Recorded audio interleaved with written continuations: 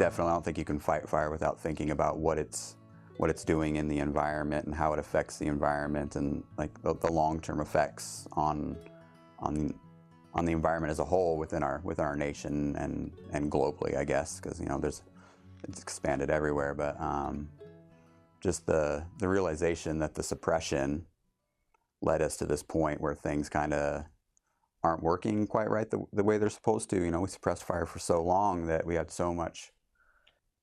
It damaged the environment to an extent that now we're working to try to fix that with fire use. And it's a growing entity. People are starting to realize that we need fire use. You can't just stop it. It's part of how the environment works. It's part of that whole cleaning process. And we stopped that from happening for so long that now we're starting to see effects of that, and that now we're working more towards the repair of that, and then the continuation of the future of how we're going to manage our environment using fire. One of the tools that I use personally is an introduction in establishing that I don't want any negativity within my crew and on my environment.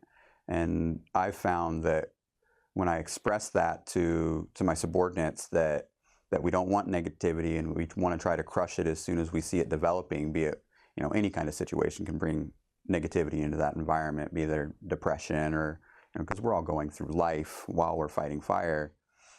We can deal with those, that I'm there for them. That's the whole reason why I'm there, is to lead them and help them so that we can better do our job. And so I started off by saying, I don't want to see it. We're going to mitigate it somehow. Bring it to my attention, let me know that it's happening, and we're going to get it out of there, because we want to have a good time out here while we're working. We want to stay focused and in tune, and we can't do that if all these other things are going on.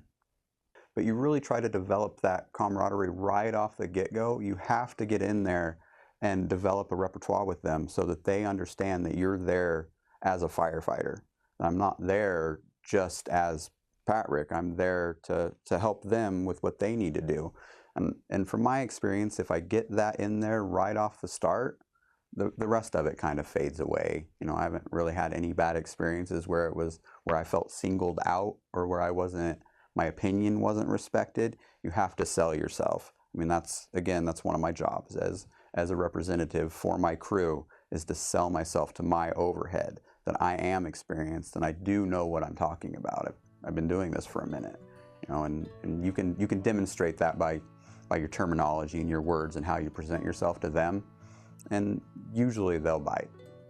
They'll figure it out, or you show them later by your actions.